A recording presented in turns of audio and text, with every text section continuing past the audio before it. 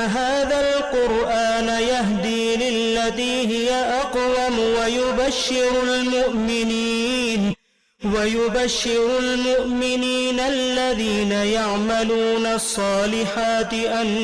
لهم أجرا كبيرا. اعوذ باللہ من الشیطان الرجیم، بسم اللہ الرحمن الرحیم۔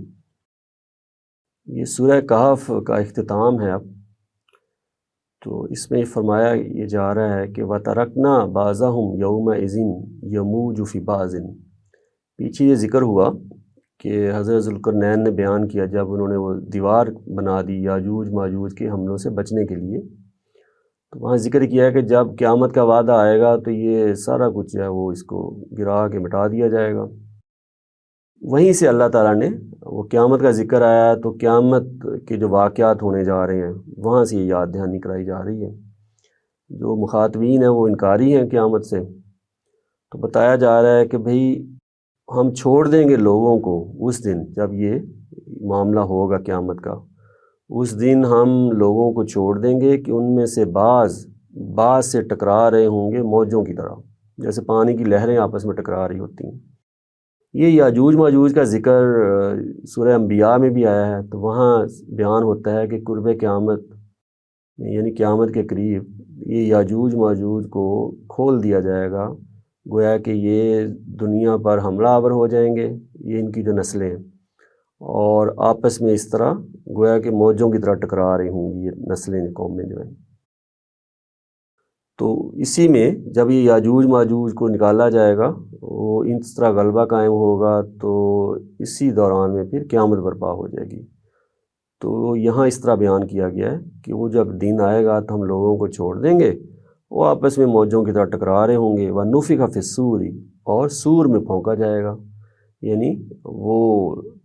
اعلان کر دیا جائے گا۔ سور میں پھونکنا قیامت کے برپا ہونے کی علامت ہے، یہ ایک آواز آئے گی نفخ سور۔ فَجَمَعْنَاهُمْ جَمْعًا، تو ہم اکٹھا کر لیں گے ان سب لوگوں کو آخرت میں جزا و سزا کے لیے۔ وَأَرَزْنَا جَهَنَّمَ يَوْمَئِذٍ لِلْكَافِرِينَ عَرْضًا، اور ہم دوزخ کو پیش کریں گے اس دن ان منکروں کے سامنے جیسا کہ پیش کی جاتی ہے کوئی چیز۔ یہ ابھی انکاری ہیں، لیکن دوزخ ان کے پاس بالکل سامنے آ جائے گی ان کے، یہ جو اب کفار جو ہیں نبی علیہ السلام اور قرآن مجید کی دعوت کا انکار کر رہے ہیں۔ الذین کانت اعینہم فی غطاء عن ذکری، وہ لوگ، وہ کفار جن کی آنکھیں میری یاد دہانی سے پردے میں تھیں، یعنی وہ کہا گیا نا کہ یہ قرآن مجید یاد دہانی ہے، پیغمبر سے کہا گیا کہ آپ یہ قرآن لوگوں تک پہنچا دیں، اور اس میں کوئی ہم نے ٹیڑھ نہیں رکھی، کوئی کجی نہیں پیدا کی، بالکل صاف واضح باتیں ہیں اس میں۔ لیکن کچھ لوگ انہوں نے اس یاد دہانی سے فائدہ اٹھایا، کچھ لوگ اس سے غافل رہے۔ تو گویا کہ یہ لوگ جو کفار ہیں، یہ میری یاد دہانی سے ان کی آنکھیں پردے میں رہیں، یہ حق ان کے سامنے تھا لیکن انہوں نے دیکھا نہیں۔ وَكَانُوا لَا يَسْتَطِيعُونَ سَمْعًا، اور وہ کچھ سننے کی بھی طاقت نہیں رکھتے تھے، یعنی کہ جب خود ہی آدمی فیصلہ کر لے کہ میں نے حق کو نہیں دیکھنا تو اس کو حق نظر نہیں آئے گا، جب خود ہی فیصلہ کر لے کہ میں نے حق بات نہیں سننی تو اس کو حق بات نہیں سنائی دے گی، تو یہ معاملہ ہوتا ہے۔ تو ان کفار کے سامنے دوزخ پیش کی کر دی جائے گی۔ افحسب الذین کفروا، کہ یہ جو کفار ہیں کہ انہوں نے خیال کیا ہے ان یتخذوا عبادی من دونی اولیاء، کہ میرے سوا میرے بندوں کو اپنا کارساز بنا لیں۔ تقاضا کیا ہے اللہ کی طرف سے کہ اس کو الہ بنایا ہے، وہ ہمارا خالق ہے، رب ہے، تو ولی بھی اس کو بناؤ، کارساز بھی اسی کو بناؤ، کسی اور سے کے پاس نہ جاؤ اپنی مشکلات کے حل کے لیے، سارے معاملات اللہ تعالیٰ کے سپرد کرو۔ تو اللہ تعالیٰ کہہ رہے ہیں کہ یہ کیا ہوا، ان لوگوں نے میرے بندوں ہی میں سے بعض لوگوں کو اپنے کارساز بنا لیے خدا کے مقابلے میں۔ انا اعتدنا جہنم للکافرین نزلا، ہم نے ایسے منکروں کے لیے، کافروں کے لیے جہنم تیار کر رکھی ہے مہمانی کے طور پر، کہ ہم ان کی میزبانی کریں گے دوزخ سے۔ پھر قل هل ننبئکم بالاخسرین اعمالا، ان سے کہو کیا ہم تمہیں بتائیں کہ اعمال کے لحاظ سے، عمل کے لحاظ سے سب سے زیادہ خسارے میں کون ہے، سب سے زیادہ نقصان کون کر رہا ہے اپنا؟ الذین ضل سعیہم فی الحیات الدنیا، وہ لوگ جن کی ساری ایفرٹ، ساری توجہ، ساری سعی دنیا کی زندگی میں ضائع ہو گئی۔ وہم یحسبون، اور وہ خیال کرتے رہے، انہم یحسنون صنعا، کہ وہ بڑا اچھا کام کر رہے ہیں۔ وہ سمجھتے گئے کہ ہمیں اس کا اجر ملے گا، بدلہ ملے گا، ہم بڑا اچھا کر رہے ہیں، لیکن وہ اسی دنیا کے لیے تھا۔ اور یہ دنیا جس طرح چٹیل میدان بننے والی ہے، ان کے ساری جو سعی تھی، ایفرٹ تھی، وہ بھی سب ضائع ہو جائے گی۔ اولئک، یہی ہیں، الذین کفروا، جنہوں نے انکار کیا، بآیات ربہم، اپنے رب کی آیتوں کا، ولقائہ، اور اس سے ملاقات کا۔ وہ اصل میں انکاری ہے، جو صرف جس کی ساری ایفرٹ اسی دنیا کو کمانے کے لیے ہے، وہ اصل میں اللہ کی آیتوں کا انکار کر رہا ہے اور اس سے ملاقات کو جھٹلا رہا ہے۔ اگر اس کو یقین ہو کہ اس کے پروردگار سے اس کی ملاقات ہونی ہے، وہ پوچھ گچھ کرے گا، تو پھر اس کی جو صحیح ہے، ایفرٹ ہے، وہ جو کام کرے گا وہ اس لحاظ سے کرے گا کہ میں نے خدا کے حضور جانا ہے۔ وہ پھر یوں نہیں ہے کہ ساری اپنی محنت دنیا کی کو کمانے میں لگا دیں۔ فحبطت اعمالہم، تو ایسے بندے کے اعمال جو ہیں وہ ضائع ہو جائیں گے۔ فلا نقیم لہم یوم القیامت وزنا، تو قیامت میں دن ہم ان کو تولنے کے لیے، ان کو وزن کرنے کے لیے کوئی ترازو، کوئی چیز ایسی نہیں کریں گے، یعنی کہ ان کے اعمال تولے نہیں جائیں گے، اس قدر وہ ضائع ہو چکے ہوں گے۔ ذالک جزاؤہم جہنم، یہی جہنم ان کا بدلہ ہے، بما کفروا، کیوں بدلہ ہے؟ کیونکہ انہوں نے انکار کیا حق بات کا، واتخذوا آیاتی، اور میری آیتوں کو بنایا، ورسلی، اور میرے رسولوں کو بنایا، ہزوا، مذاق۔ اللہ کی آیتیں جو اب ہمارے پاس ہیں قرآن مجید کی صورت میں، اور اللہ کے رسول جن کی تعلیمات ہم تک پہنچی ہیں، قرآن بھی انہوں نے دیا ہے اور باقی تعلیمات بھی ہیں، تو ایسی چیزوں کا مذاق اڑانا، تو اس کا نتیجہ پھر یہ اللہ تعالیٰ بیان کر رہے ہیں۔ اور یہ مذاق اڑانا ضروری نہیں ہے کہ کفار ہی ایسا کر رہے ہوں، بعض دفعہ آدمی ایمان لانے کے بعد بھی اپنے عمل سے مذاق اڑا رہا ہوتا ہے، اپنی باتوں سے، گفتگو سے مذاق اڑا رہا ہوتا ہے، تو ہمیں محتاط رہنا چاہیے اس حوالے سے۔ ان الذین آمنوا،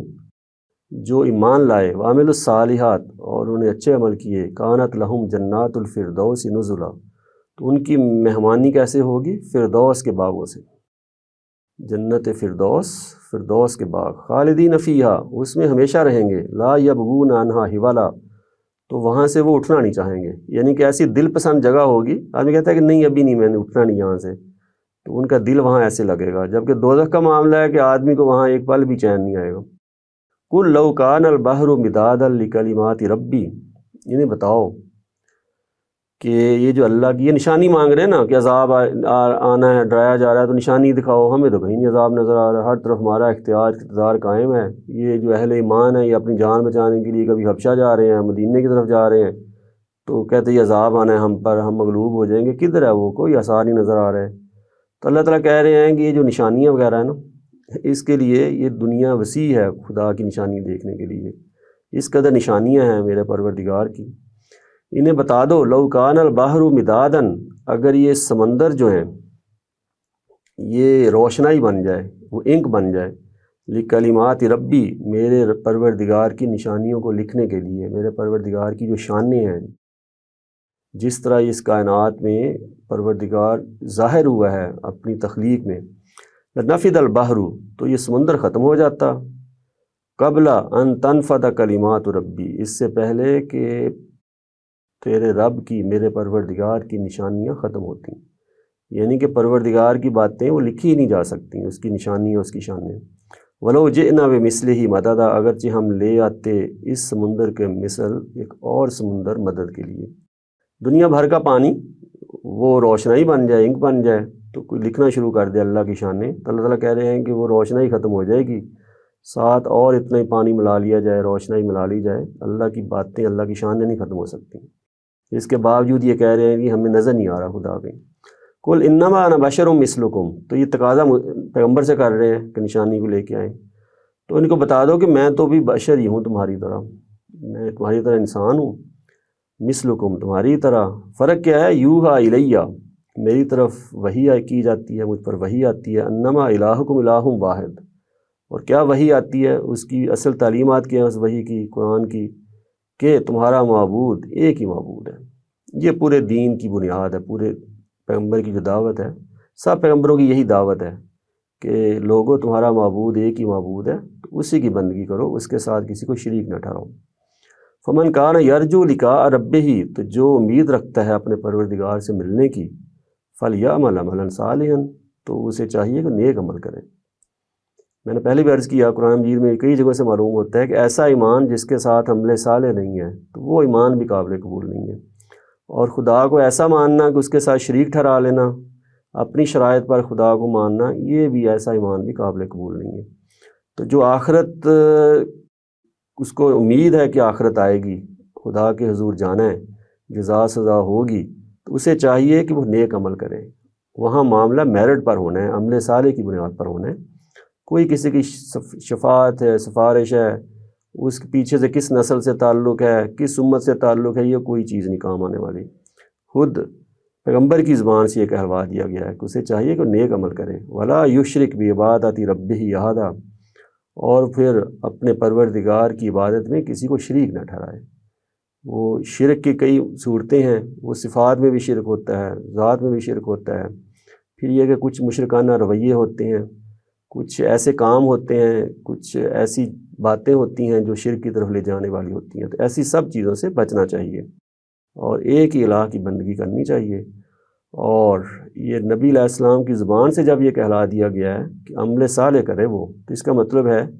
کہ وہاں اصل چیز جو کام آنے والی وہ عمل صالح ہی ہے۔ لوگ غلط جھوٹے، جو بعض دفعہ بعض ایسے امانی، ایسی خواہشیں تمنائیں جو پچھلے جو امتیں ہیں وہ بھی اس میں پڑی ہوئی تھیں، موجودہ امت مسلمہ بھی پڑی ہوئی ہے کہ شاید ہماری سفارش ہو جائے گی، شفاعت ہو جائے گی،